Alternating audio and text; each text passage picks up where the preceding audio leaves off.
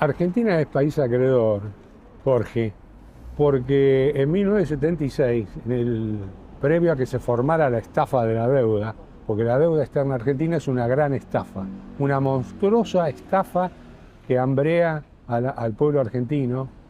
Martínez de Oz, hay tanto para decir, Martínez de Oz era apoderado personal de David Rockefeller y del Chase Manhattan Bank, que hoy es el JP Morgan Chase, el JP Morgan, el que estaba en las Torres Gemelas y que el atentado, entre comillas, eso para hablar otro tema, no, ahora no.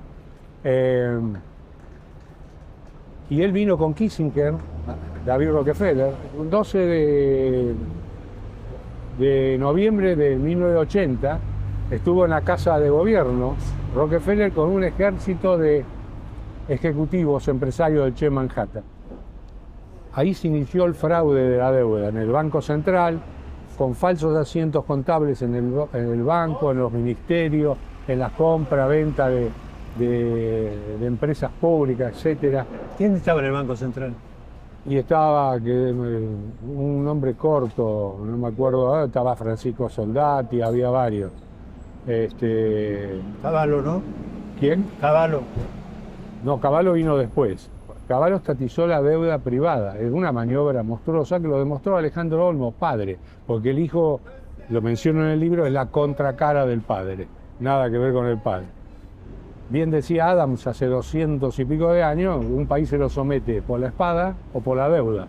A nosotros nos sometieron por la deuda. Como si fuera poco, no es una deuda que tuvo contraprestación. La deuda nuestra fue una estafa perfectamente creada por cerebro como Kissinger, así que te imaginás. Un tipo con un cerebro especial, y por David Rockefeller, un usurero, el que murió hace 3 años. El usurero más grande de la historia de la humanidad. Eso fue... Y el criminal de las principales democracias republicanas de Sudamérica. Eso ocurrió durante el gobierno militar. Sí, sí. Pero cuando vino la democracia, cuando subió No, Alfonsín tenía dentro de los 100 puntos, que nunca me voy a olvidar tampoco, por los cuales yo lo voté, uno de ellos era determinar la deuda legítima de la ilegítima. Era tan obvio,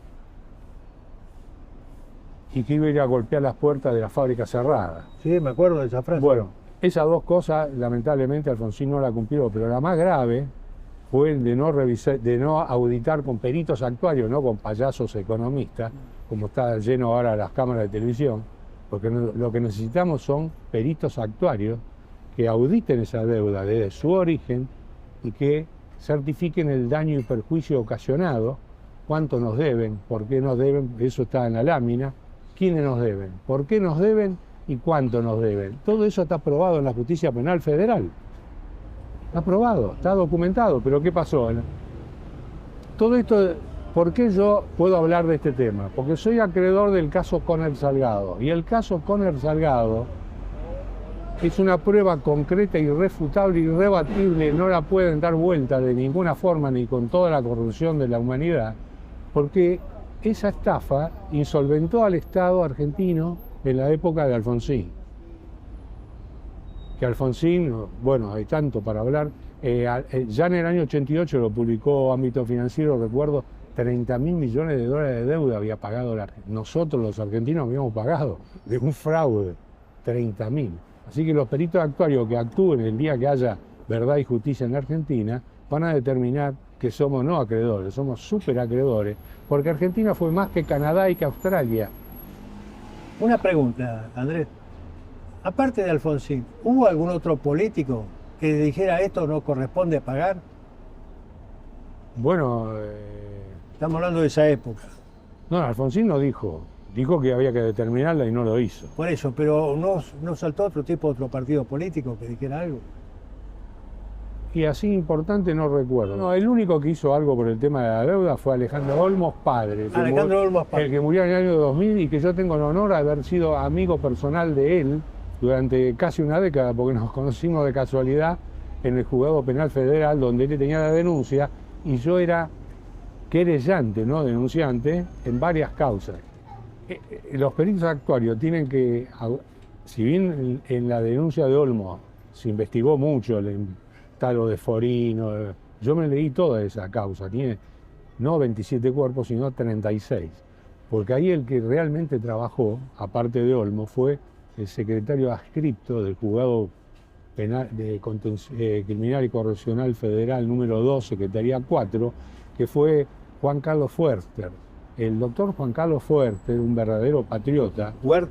Fuerster, de origen alemán. Él investigó todo el tema de la deuda y el caso Conner Salgado, lo inicial lo hizo él.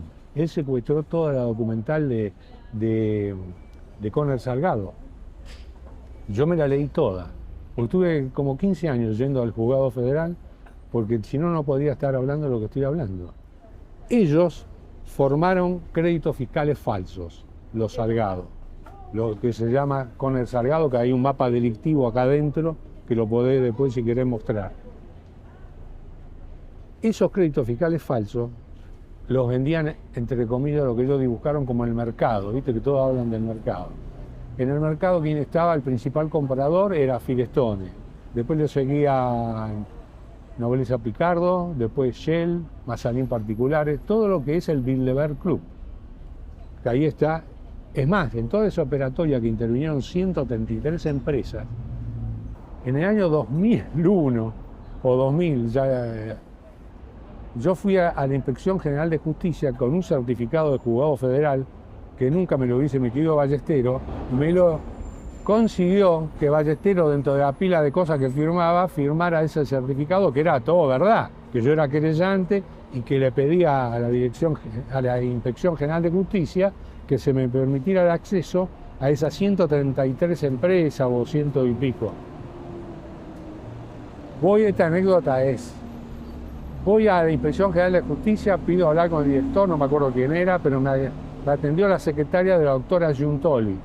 Cuando yo le expliqué de qué se trataban, que quería verificar, porque el delito de insolventar al Estado, de estafar al Estado, lo cometía no Salgado, que dibujaba, sino el que entregaba al Estado. Y el que entregaba al Estado el crédito fiscal falso era Firestone, todo lo que te nombré, que están ahí con mapa delictivo de Argentina, Chile, Panamá, involucrados en el tema, involucrados países centrales.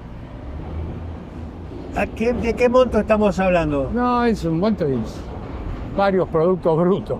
El tema de la estafa, la estafa lo tienen que determinar los peritos actuarios, pero eran varios miles de millones. Yo me revisé los cientos. Cuando voy al jefe de archivo, me dice, ¿qué es esto? Esto es una patriada. Yo era consciente de lo que estaba haciendo, sabía que me estaba fundiendo y me importaba un rábano, porque estaba haciendo algo que nadie hizo en la historia. Y yo estaba orgulloso de lo que estaba haciendo. Entonces, ¿y cómo hacemos? Me dice, bueno, dame una pila así de expediente por día, porque yo no sé cuántos cuerpos tiene cada empresa de antecedente. Había empresas, sí, porque hay empresas que tienen 15 cuerpos, 10, 5, 1. Bueno, me los leí todos. Y bueno, ahí surgió de mi investigación que el principal responsable, que no había sido involucrado, era David Rockefeller, porque tenía las pruebas concretas, por eso le amplié la querella, y Pricewaterhouse Company, lo que estaban en Cerrito 268. Sí, la auditoría. Sí, le hice juicio, está mencionado acá en la entrada de los juicios comercial que hay. Vos ponés a Andrés Eduardo Joel y Martínez, Justicia Comercial, va a salir todos los expedientes que me hicieron hacer. Decime, ¿cuál es el estado de situación actual?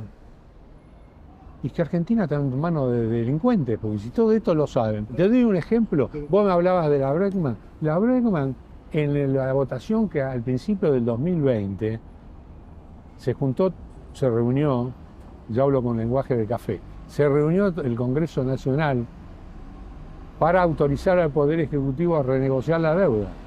Ni uno solo dijo sí, renegocie, pero previamente audite, revise a ver si se debe, qué se debe, por qué se debe. Algo obvio, ¿no? Y dos funcionales, una Miriam Bregman y la otra Del Caño, dijeron no pago. ¿Por qué funcionales? Si vos decís no pago es porque estás reconociendo que hay algo que debes que no pagás. ¿Por qué no dijeron sí, paguen, pero primero revisen? Está todo controlado. ¿A quién responde la Bregman? En Bregman figura en la lista de hombres y mujeres de Soros en la Argentina. Ahí están todos. ¿Cómo? Lista de mujeres y hombres de Soros en la Argentina. El que lo dijo fue Julian Assange, el de Wikileaks, el que publicó los papeles Con secretos. más razón, yo le creo más a Julian Assange. Bueno, pará. Y acá en la Argentina lo republicó, lo volvió a publicar el periodista independiente Martín Licata. Y Martín Licata apareció ahorcado en un juego sexual, como dice Bain, el viceministro de Economía que tuvo la señora no abogada. Esto demuestra que era el principal conglomerado en Estados Unidos en 1974, denunciado por Salvat en este libro que menciono, Colección Grandes Temas. El segundo era el JP Morgan.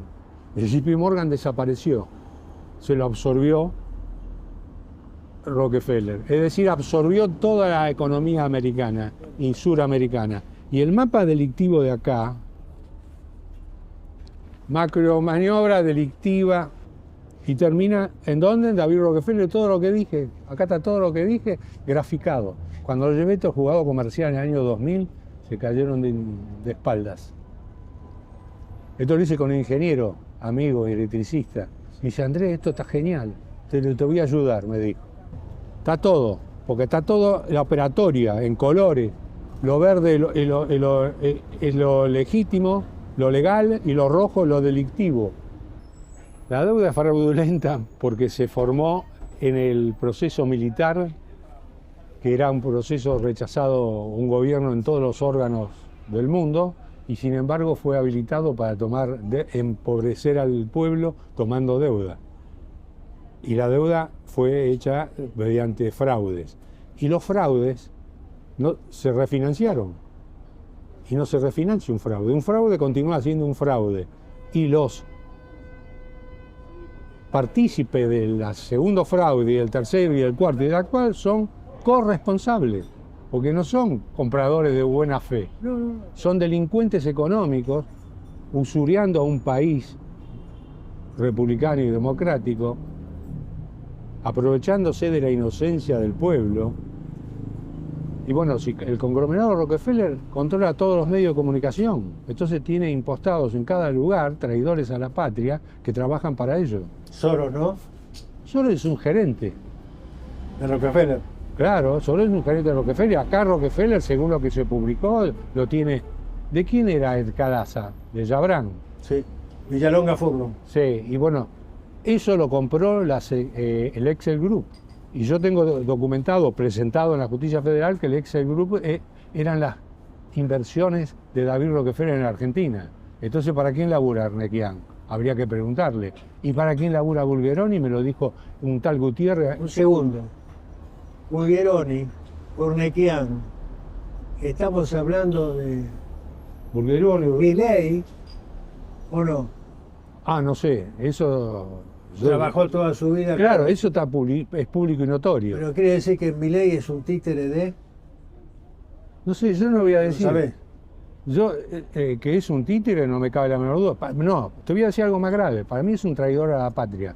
Porque él propone, es decir, es un traidor a la patria en los términos del artículo 215, inciso primero del Código Penal. Porque él propone que la moneda peso argentino, que es la constitucional, sea reemplazada por un papel verde que no tiene ningún respaldo y que está impreso por el conglomerado Rockefeller y el Bilderberg Club, y que dejó de tener, reitero, respaldo en oro hace 52 años. A 5 días de las elecciones, ya sabemos que la Miriam Bregman está en la lista de Soros, que Del Caño es un pelotudo, o vive en el Caño.